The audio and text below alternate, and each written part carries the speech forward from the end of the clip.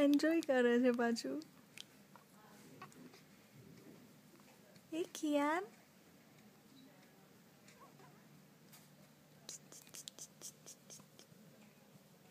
તમે મસાજ કરી આપે તો ના ગમે તમને?